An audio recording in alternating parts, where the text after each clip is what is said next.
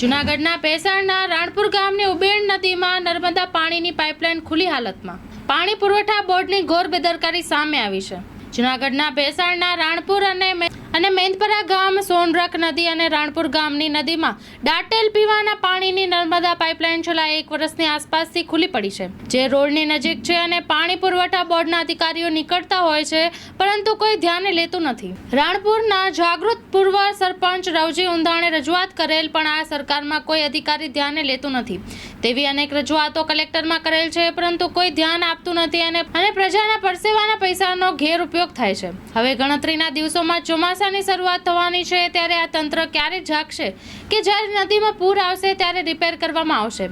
જો આ પાણીની પાઇપલાઇન તૂટશે તો આજુબાજુના 10 થી 12 ગામોને પાણીના ફાંફા પડશે. તો આ જાગૃત માજી સરપંચે ચીમકી ઉચ્ચારી છે કે જો ચોમાસા પહેલા નર્મદાની પાઇપલાઇન રિપેર નહીં થાય તો તમામ જવાબદારી નર્મદા પાણી પુરવઠા બોર્ડની રહેશે અને આજુબાજુના ગામ લોકોને સાથે રાખી ગાંધી ચિંધ્યા માર્ગે આંદોલન કરવાની ફરજ પડશે અને સાથે સાથે પાણીની આખી લાઇનમાં પાણીના અહેવાલમાંથી રાણપુરથી મારું નામ રવજીભાઈ હીરાભાઈ ઉંધાણ, પૂર્વ સરપંચ રાણપુર ગ્રામ પંચાયત, રાણપુર ગામના પૂર્વ સરપંચ છું.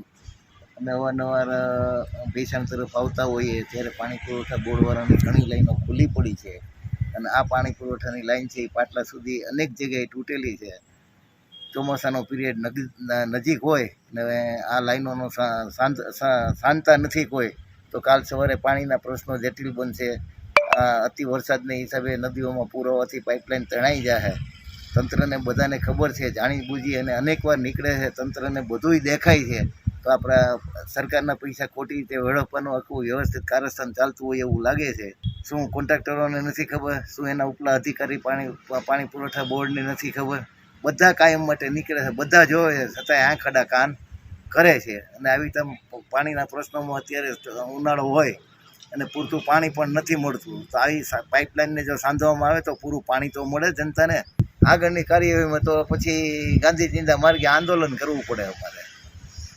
અને અમારા એવા ઘણા અનુભવ છે, આંદોલન વિના લેખિત કરવાથી કોઈ જવાબ દેતા નથી. પછી પબ્લિક જ્યારે આંદોલન કરે ત્યારે એને આંખ ઉઘડે છે.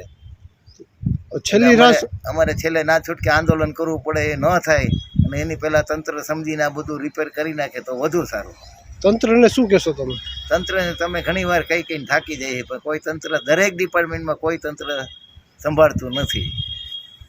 મારો એક પ્રશ્ન હાલની તકે જૂનાગઢ કલેક્ટર કચેરીમાં છેલ્લા 11 માસથી મને ગોથા ખવડાવે છે, તો આવા અનેક ડિપાર્ટમેન્ટો છે, સરકારના કોઈ ધ્યાને લેતા જ નથી.